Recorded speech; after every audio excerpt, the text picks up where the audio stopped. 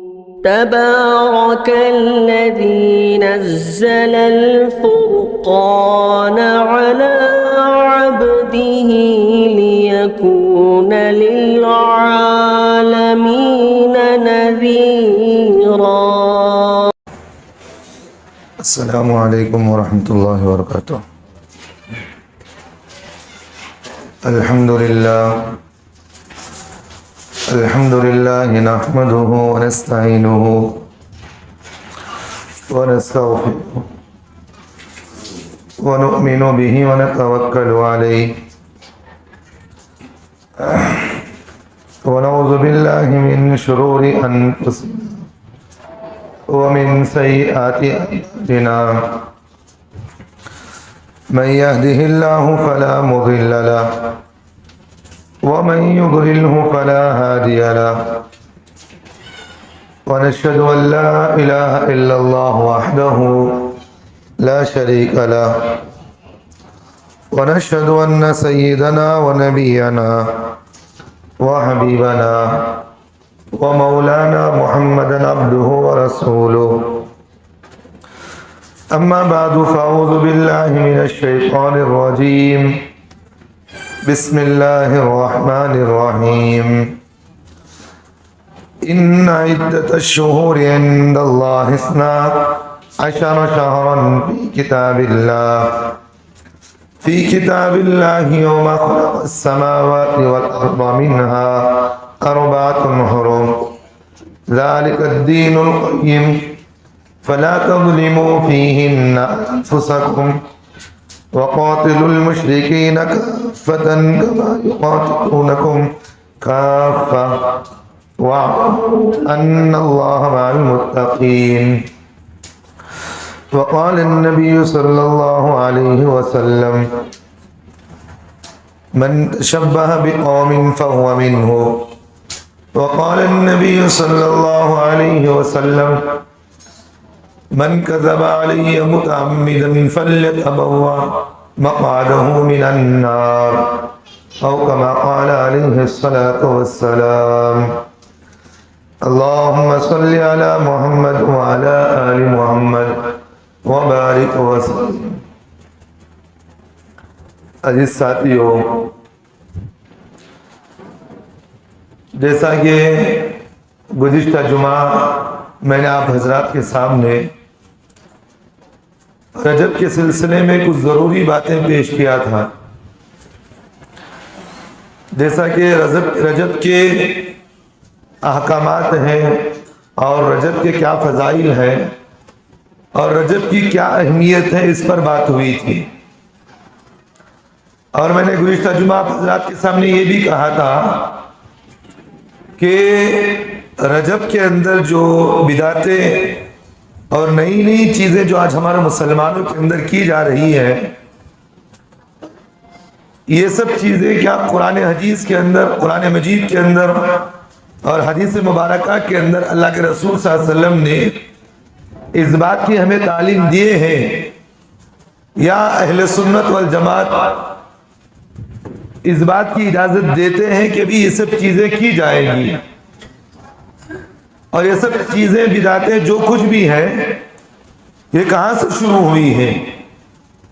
کیونکہ آج کل ہمارے مسلمانوں کا ایک مزاج ہے کہ جہاں کوئی نئی چیز مل جاتی ہے بہت جلد آدمی اسے قبول کر لیتا ہے اور تحقیق نہیں کرتا یہ چیز کہاں سے آ رہی ہے، کس نے مجھے بتایا ہے اور یہ چیز مجھے کس چیز سے تعلیم دے رہا ہے.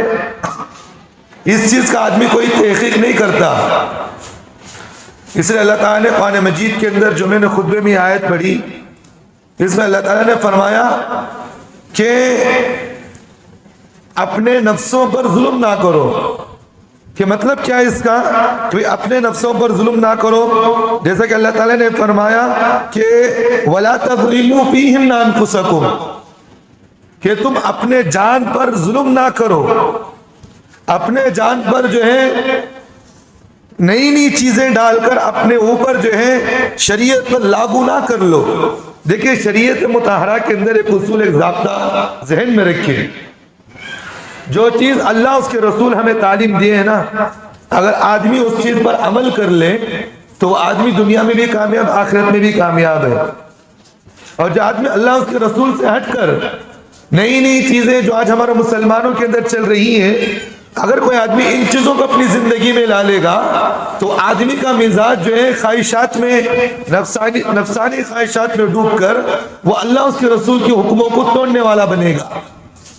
اور ایک بات میں ذہن میں ایک بات رکھنا، ایک بہت اہم بات میں کہہ رہا ہوں، جب آدمی کی زندگی سے سنتوں کا مزاج نکل جائے تو آدمی کے اندر بدعتوں کا مزاج خود بخود پیدا ہو جائے گا۔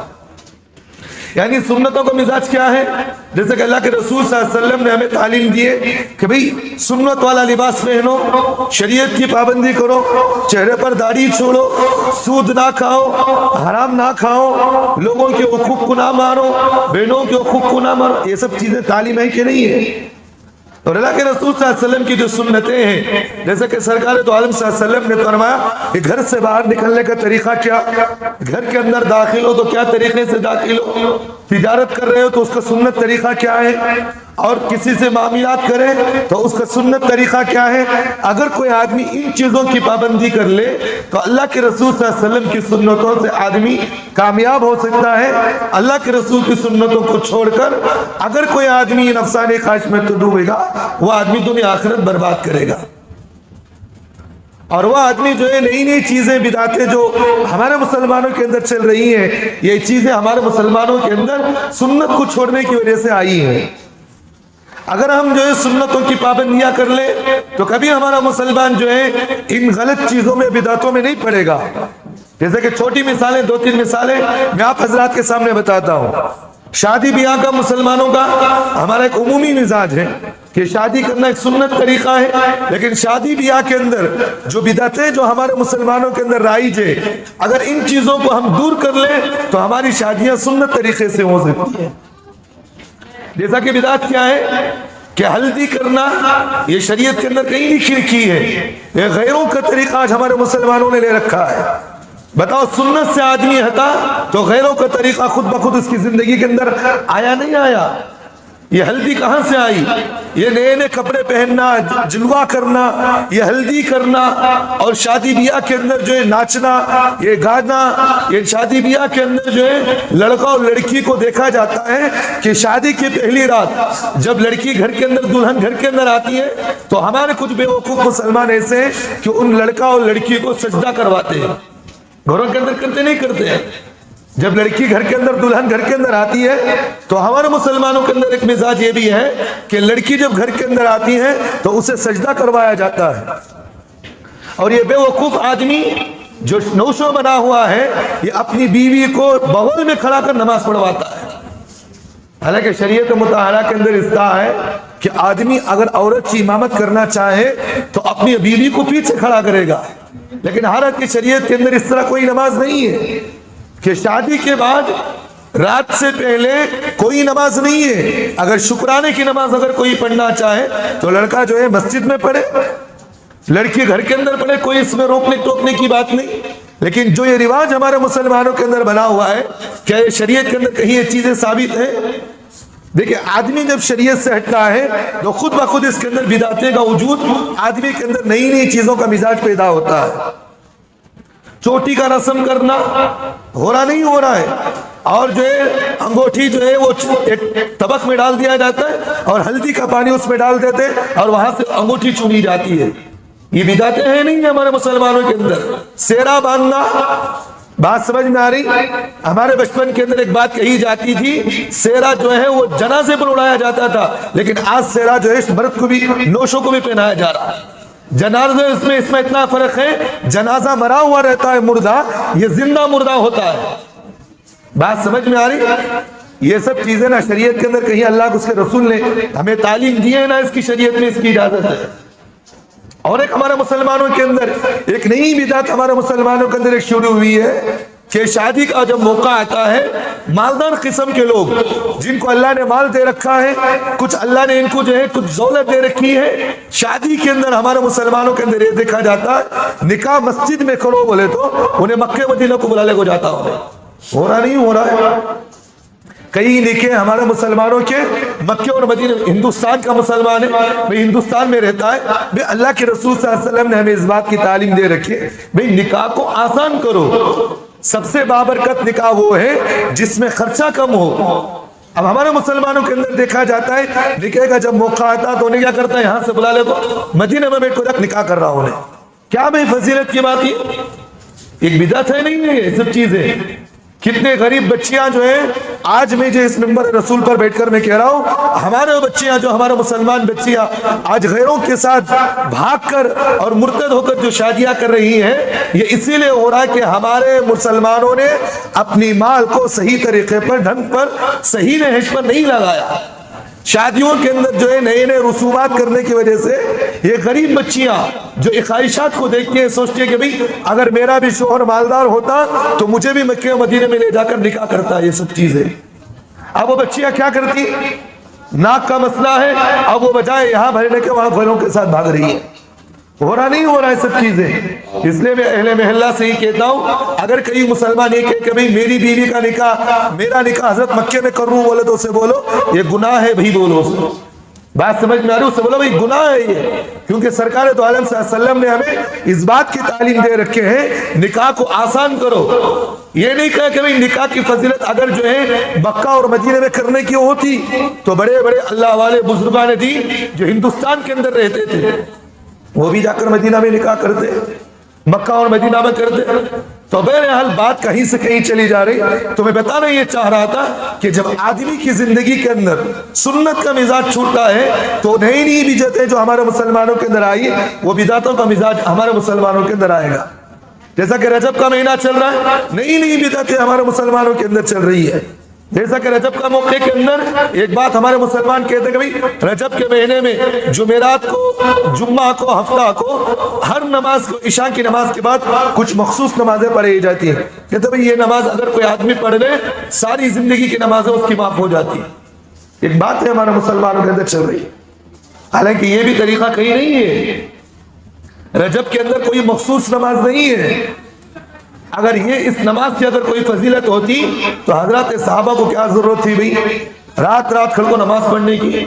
اللہ کے رسول کو کیا ضرورت تھی کہ بھئی رات رات اللہ کے رسول کھڑ کو نماز پڑھ رہے؟ یہ کوئی ایسی فضیلت نہیں ہے. بعض رجب کے مہینے کے اندر ایک بدعت ہمارے مسلمانوں کے اندر یہ بھی ہے کہ 21 مرتبہ کسی پوری پر، کسی کھانے پر کوئی چیز ہوتی ہے اس پر تبارک الذی پڑھا جاتا ہے. سورۃ الملک 21 مرتبہ پڑھ کے اس روٹی پر دم کر کے سارے خاندان والے گھر والے کھاتے ہیں. کیا بولتے ہیں حضرت؟ یہ تبارک کی روزی، حضرت برکت کی روٹی جو آدمی کھا لیتا اللہ اس کی مغفرت کر ڈالتی. کیا اتنا دین سستا سودا؟ کیا یہ دین اتنا سستا سودا؟ کچھ پڑھ کو کھا گئے تو اللہ مغفرت کر ڈالتی اس کی. اگر یہ خوشخبری اللہ کے رسول کے زمانے میں ابو جہل کو، عتبہ کو، شیبہ کو معلوم ہوتی تو ابو جہل بولتا اتنی بات نہ حضرت، اتنی بات نہ، خالی ایک روٹی کو تبارک الذی 31 مرتبہ پڑھ کو پھوک کو کھا گئے تو اللہ مغفرت کر ڈالتی، جنت اللہ کر ڈالتی بولے تو پھر کیا ضرورت تھی جو ہے اتنی قربانیاں دینے کی حضرت صحابہ کو؟ بات سمجھ میں آ رہی؟ یہ کوئی ایسی فضیلت کی بات نہیں ہے. بعض ہمارے مسلمانوں کو دیکھا جا رہا ہے رجب کے مہینے میں پانی نہانے کا ایک مزاج ہے. ہر آدمی کہتا کہ جو آدمی رجب کے مہینے میں پانی نہا لے اور اللہ تعالیٰ اس کو ایسے گناہ اس کے معاف کریں گے جیسے انہیں ماں کے پیٹ سے بیش نکلیا صبح رجب کے مہینے میں پانی نہیں. تو ایسا کوئی پانی غسل نہیں ہے بھئی. بات سمجھ میں آ رہی ہے؟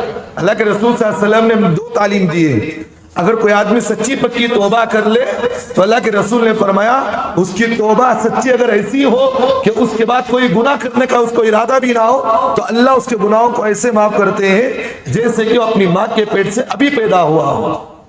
یہ اللہ کے رسول تو فضیلت بیان کی ہے. لیکن روٹی کھانے سے فضیلت بیان کے، غسل کرنے سے فضیلت، ایسی کوئی فضیلت قرآن و حدیث میں ہمیں نہیں ملتی. بات سمجھ میں آ گئی؟ اور اسی طرح رجب کے مہینے کے اندر ایک ہمارے مسلمانوں کے اندر فاتحہ دلانے کا ایک مزاج زیادہ ہے ہی نہیں ہے. رجب کی فاتحہ حضرت وہ کون سی فاتحہ آج تک ہمیں سمجھ میں نہیں آئی. ہمارے مولانا صاحب کو پوچھو معلوم ہے کہ کتنے پورے وارم کے اندر فاتحہ دلا کو بسوں گئیں گے. رجب کی فاتحہ وہ کون سی فاتحہ آج تک ہمیں معلوم نہیں. بھئی رجب کی، شعبان کی کوئی فاتحہ نہیں ہے. बात समझ में आ रही? रजब का महीना इबादत का महीना है, ये फातिहा का महीना नहीं है। अगर ये फातिहा का महीना होता तो सरकार दो आलम सल्लल्लाहु अलैहि वसल्लम जो है रजब के महीने में बहुत सारे अल्लाह के रसूल फातिहा दिला देते। बात याद रखना, जहन में रखना, जो आदमी पेट पालने वाला होता उन्हें ज्यादा फजीलत बयान कर दो, लोगों के पैसे ज्यादा खींचता। और आज हमारी मुसलमान कौम का मिजाज एक यही है, जो आदमी ज्यादा बोलता, जो ज्यादा खींचता, उस पर हम ना एतमाद। क्या मौलवी साहब इतना अच्छा बोले भाई, क्या अच्छा बोले मौलवी साहब, हम ना बोल को हजरत दिल खुश कर डाले। अब वो मौलवी साहब को पैसे भी दे रही, खिला रही भी, पिला रही भी, क्यों भाई? हजरत क्या बोले, रजब के महीने में एक फातिहा दिलाया तो अल्लाह मगफिरत कर डाल दी, खुश हो को हजरत की दावत कर डाले। हो रहा नहीं हो रहा हमारे मुसलमानों का मिजाज? अल्लाह का वास्ता देकर कहता हूँ ये सब चीजें गलत हैं। मैं आपका एक बात ज़हन में रखिए, आप ये ना समझे कि हजरत जो है हमारे दुश्मन है। मैं आपका दुश्मन नहीं, बल्कि आपका मैं मोहसिन हूँ। आपको मैं सही तरीका बता रहा हूँ। कभी सही तरीका क्या मैं आपको बता रहा हूँ? सरकार दो आलम सल्लल्लाहु अलैहि वसल्लम ने फरमाया, अल्लाह के रसूल ने फरमाया, क़यामत में हशर के मैदान में मैं अल्लाह के रसूल ने फरमाया मैं खड़ा हुआ होऊंगा और सबको मैं आब कौसर पानी पिलाता हुआ होऊंगा। अल्लाह के रसूल ने फरमाया वो पानी होगा, अगर कोई आदमी उस पानी को पी ले तो जन्नत में जाने तक उसे प्यास नहीं लगती। सरकार दो आलम सल्लल्लाहु अलैहि वसल्लम ने फरमाया कि जो आदमी उस पानी को हशर के मैदान में मेरे हाथ से, मेरे कौसर, आबे कौसर से वो आदमी पानी पी लेगा, हशर के मैदान में जन्नत में दाखिल होने तक उस आदमी को प्यास नहीं लगती। और अल्लाह के रसूल सल्लल्लाहु अलैहि वसल्लम ने आगे फरमाया, मैं उस वक्त कुछ लोगों को देखूंगा कि फरिश्ते उन लोगों को मेरे सामने कुछ लोगों को जो है उनकी पेशानी के बाल पकड़कर खींचकर जहन्नम में ले जाते हुए होंगे, पैर पकड़कर जहन्नम में खींचते हुए जाते होंगे, उनकी जो है उनके गर्दन पकड़कर जहन्नम में ले जाते हुए होंगे। साहबा ने पूछा, नबी जी कौन लोग हैं? तो अल्लाह के रसूल सल्लल्लाहु अलैहि वसल्लम ने फरमाया, ऐ मेरे साहबा, वो कोई और लोग नहीं, वो बल्कि मेरी उम्मत वाले होंगे। कौन गए? वो बल्कि मेरी उम्मत के लोग होंगे, यानी इसी उम्मत के लोग होंगे। तो सरकार दो आलम सल्लल्लाहु अलैहि वसल्लम ने जब ये बात फरमाया तो हजरत साहबा ने फरमाया, ऐ नबी जी क्या बात है, आपकी उम्मती आपके सामने आपकी उम्मती को जो है खींच कर जहन्नम में ले जा रहा है, क्या बात है? तो सरकार दो आलम सल्लल्लाहु अलैहि वसल्लम ने फरमाया, उस वक्त मैं फरिश्तों से पूछूंगा, भाई मैं यहाँ नबी खड़ा हुआ हूँ, मेरी उम्मती को मेरे सामने तुम खींच कर जहन्नम में ले जा रहे हो, क्या बात है? तो फरिश्ते कहेंगे, ऐ नबी जी आपको इस बात का इल्म नहीं है। क्या जुमला कहेंगे? ये बुखारी की रिवायत में जो बयान कर रहा हूं आपके सामने, सरकार दो आलम सल्लल्लाहु अलैहि वसल्लम से फरिश्ते कहेंगे, ऐ नबी जी आपको इस बात का इल्म नहीं है, जब आप दुनिया से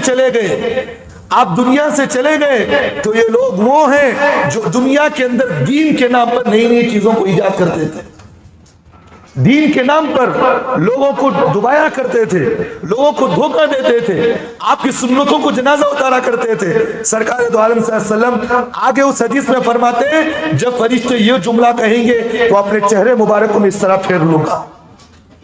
यहाँ बैठे हुए मजमा समझे, जब सरकार दो आलम सल्लल्लाहु अलैहि वसल्लम खुदा ना खास्ता अगर हमारे से चेहरा फेर ले, बताओ हमारी सिफारिश कोई कर सकता है?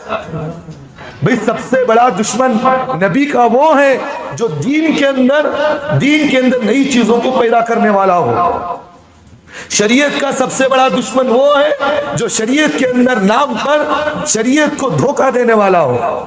शरीयत के अंदर नई नई चीजों को नाम पर, शरीयत के नाम पर लोगों को धोखा देने वाला, इससे बड़ा दुनिया के अंदर कोई झूठा नहीं है।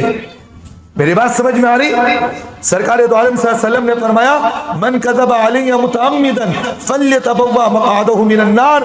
जो आदमी मेरी तरफ, ये हदीस अपने ज़हन में रखे हम लोग, मुस्लिम शरीफ की रिवायत है, मुकद्दमे के अंदर ये रिवायत लिखी हुई है। सरकार दो आलम सल्लल्लाहु अलैहि वसल्लम ने फरमाया, मन कज़बा अलैया मुतअम्मिदन फल्यतबव्वा मक़अदहु मिनन नार। जो आदमी कोई झूठी बात मेरी तरफ मंसूब करता है, वो आदमी जरूर बजरूर जहन्नम में जाएगा।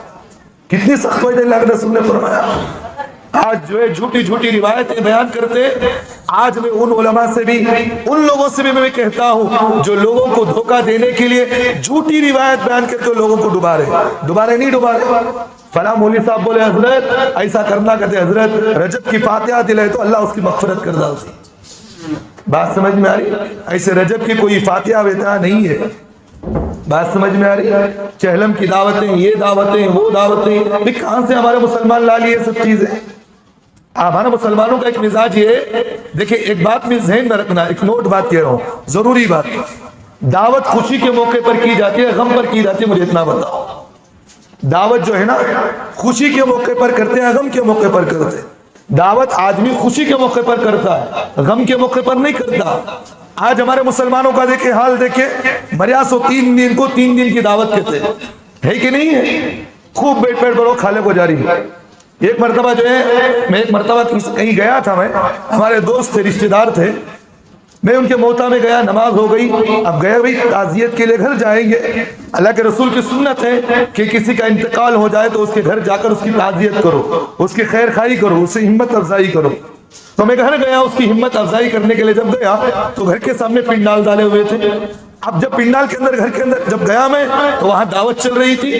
میں نے پوچھا یہ کون سی دعوت بھائی؟ کہا کہ حضرت جو آدمی موتا کو آپ ہی ان کو دعوت کر رہے ہیں حضرت. خیر چلو اچھی بات ہے، آئے ہوئے مہمانوں کا اکرام کرنا. جب ان کی تعزیت کر کے باہر نکلا تو ایک آدمی آ کے بولے حضرت تمہیں مولوی صاحب کو دعوت نہیں کھانی نا؟ حضرت بولے کون سی دعوت بھائی؟ برکت کی دعوت کھانا حضرت، موتا کے گھر میں نہیں کھے تو گنہگار حضرت تمہیں گیا. مجھے بولے بھائی کہیں سی بات ہے بھائی، جس گھر کے اندر غم کا موقع ہو اس گھر کے اندر بیٹھ کر دعوت کھاتے ہوئے شرم نہیں آتی ہے ہمیں؟ حالانکہ شریعت مطہرہ کے اندر، اسلام میں اللہ کے رسول صلی اللہ علیہ وسلم نے ہمیں اس بات کی تعلیم دیے ہیں جس گھر میں کبھی موتا ہو جائے اس گھر والوں کے لیے اغل بغل جتنے بھی پڑوس لوگ ہیں اس گھر والوں کے لیے 3 دن تک پکانے کی اجازت نہ دو. اپنے گھر سے کھانا لے جا کر ان کو دو. وہ غم کے اندر ہے، ان کے گھر کے اندر اس کا باپ کا انتقال ہو گیا، ماں کا انتقال ہو گیا، بھائی کا انتقال ہو گیا، بچے کا انتقال ہو گیا، وہ غم کے اندر ہے. تمہارے اڑوس پڑوس والوں کی ذمہ داری ہے کہ 3 دن تک ان لوگوں کی دعوت کرو، کھانا کھلاؤ ان کو، تاکہ ان کا غم ڈھیلا ہو، ہلکا ہو. لیکن آج ہمارے مسلمانوں کا حال یہ ہے، جہاں جاتی وہاں کھالے کو آ کو سڑک لے کو آتے. ہوتا نہیں ہوتا.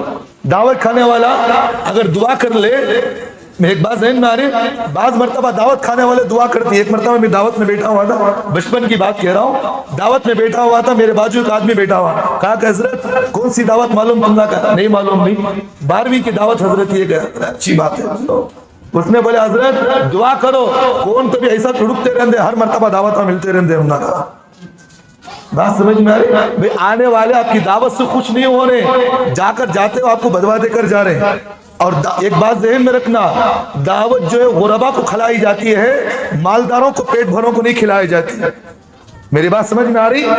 دعوت جو ہے غریبوں کو کھلائی جاتی ہے، پیٹ بھروں کو، مالداروں کو کھلایا نہیں جاتا. یہ چہلم میں اور 12ویں میں کھانے والے مالدار ہوتے غریب ہوتے؟ مجھے اتنا بتاؤ. پہلی بات، پورا خاندان کے اندر پورے کھانے والے، پورے مالداران بیٹو کھانے والے وہاں.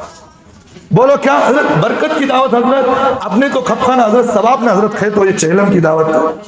تو بہرحال بات کہیں سے کہیں چلی گئی. میں بتانا یہ چاہ رہا تھا، اس طرح کی جتنے بھی بدعتیں ہیں شریعت کے اندر ایسے چیزیں ثابت نہیں ہیں.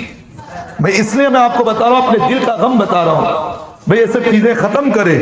اب تو ہم اللہ سے توبہ استغفار کرے. اب تو ہم اپنا تعلق جو ہے علماء سے رکھے، اہل علماء سے رکھے، علماء سے پوچھے کہ حضرت یہ چیز ہم نہ شریعت کے اندر کہیں ثابت ہے یا نہیں ہے. جو آدمی ہمارے جیب کو کاٹنے والا ہو، جو آدمی ہمارے گھر کو جو ڈبانے والا ہو، اس کی بات کو میرے اعتماد نہ کرے. اور ہمارے مسلمانوں کا مزاج یہی ہے، جو آدمی جتنا ہم نہ ڈباتا انہیں وطا اچھا ہم نہ ہونے. کون تبھی امام صاحب کو آگو بولے حضرت گھر میں تکلیف ہے، حضرت کہتا دعا بولو. حضرت بولے حضرت جو فری میں دعا بول ڈالے، بھئی یہ دعا پڑھ لو اللہ تمہیں کامیاب کرتی ہے. بول گو اہمیت نہیں رہتی. 1 دن پڑھتا، 2 دن پڑھتا، تیسرے دن بولتا کیا مولی کی انہیں دعا دیا سو ڈھنکی دیا نہیں کہتا. پھر جا کیا کرتا، کوئی عامل کو پکڑ لیتا، بولتا حضرت بڑی پریشانی، وہ انہیں سورج دیکھو کیا بولتا، وہ بڑے پریشان ہیں بھی، تمہیں ایک کام کرو 5000 روپے لگتے تمہیں علاج کرنے، خوش ہو کو 5000 روپے دے ڈالتا. کھینچنے والے کی ہمارے پاس اہمیت ہے، فری میں دعا بولنے کے والے کی اہمیت نہیں ہمارے پاس. انہیں کیا کہ تعویذ ملک کو ڈال ڈالیا، خوش ہو کو وہی تعویذ، ایسی تعویذ ہے نہیں ہے. شیطان کے پاس گیا تو شیطان بھٹ، ایسی بات نہیں ہے. ہماری شریعت کے اندر تعویذ بعد میں، پہلے عمل پہلے ہے. پہلے عمل کریں آپ، بعد میں تعویذ دی جاتی ہے. عمل کیا بھی نہیں، خالی تعویذ رکھ لے کو جو ہے گلگنٹا بھائی کے سگا پھر لگ رہا تو کہتے بھائی فائدہ ہو سے. ہے نہیں ہے. میری بات پر برا مت مانیے, جو بھی میں بات کر رہا ہوں آج ہمارے مسلمانوں کے اندر جو چل رہی ہے وہی بات میں بتا رہا ہوں. تو بہرحال یہ رجب کے موقع پر یہ دعوتیں کرنا, یہ کرنا, وہ کرنا, یہ سب چیزیں شریعت کے اندر ثابت نہیں ہے. اور ہمارے مسلمانوں کے اندر رجب کے اندر ایک اور ایک بڑی دعوت. کون سی دعوت حضرت؟ تو کنڈیاں کی دعوت, بڑی دعوت, بڑی اہمیت کی دعوت. آج میں ایک کتاب میں پڑھا, یہ کنڈیاں کی دعوت کہاں سے شروع ہوئی بولے تو وہ بڑے پہلے کے زمانے کے جو ہے کچھ لوگوں کی بتائی ہوئی باتیں ہیں. اور ہمارے مسلمانوں کے اندر جو ہماری شریعت کے اندر اکثر و بیشتر جو برائیاں جو آئی ہیں نا, یہ پرانے بڈھیا, یہ پرانے کھوسٹ بڈھیوں سے جو ہے ہمارا جو ہے دین بگڑا ہوا ہے کہ نہیں ہے. کون تبھی بچہ سلام کر کو اندر نہیں آیا تو دلندر اندر آگا بھائی نے کہتے. بعض مرتبہ ایک مستورات کا میرے پاس واقعہ آیا, طلاق کا مسئلہ میرے پاس آیا. ایک عورت آ کر کہنے لگی حضرت میری ساس مجھے بہت ستاتی ہے. حضرت کیا بات ہے؟ کہا کہ جب میں گھر کے اندر داخل ہوئی, جب شادی کے بعد میں گھر کے اندر داخل ہوئی, گھر کے اندر مہمان بیٹھے ہوئے تھے, میں اندر جا کو سلام کری تو میری ساس بولی ایدک رہ بڈی, انہیں سلام کرو اندر ایدک. کتنی پختی کا نام ہے بھئی, سلام کرے تو پختی, بھئی نماز پڑھے تو پختے. بڑی عجیب مزاج ہمارا مسلمانوں کے اندر ہے. اللہ کے رسول صلی اللہ علیہ وسلم نے فرمایا جس گھر کے اندر سلام کر کے نہ جائے اس گھر کے اندر شیطان ہوتا. اللہ کے رسول نے فرمایا افشوا السلام بینکم, سلام کو آپس میں پھیلاؤ, تمہارے دلوں کے اندر محبتیں پیدا ہوتی. اب سلام کو پہلے تو بھی کیا بولتے ہیں, ایدک رہ بڈی گھر کے اندر کہتے ہیں. نہیں سو کیسے ہمارے مسلمانوں کے اندر آئے. تو بہرحال میرے بھائیوں, یہ کنڈے کی کیا چیز ہے, اس کی ابتدا کہاں سے ہوئی, یہ کون سی چیزیں ہیں, کس نے یہ ایجاد کی, اور یہ کنڈے کی جو دعوت جو رسم ہوتی ہے, یہ فاتحہ جو ہوتی ہے, یہ کنڈے کی دعوت کس کی دشمنی میں کی جاتی ہے؟ یہ صحابہ کے دشمنوں کی وجہ سے کی جاتی ہے کنڈے کی دعوت. اس کی کیا ساری تفصیلات ہیں انشاءاللہ آئندہ جمعہ آپ حضرات کے سامنے تفصیل سے آئے گی. جلد آنے کی فکر کرے. اللہ ہم تمام کو عمل کی توفیق دے.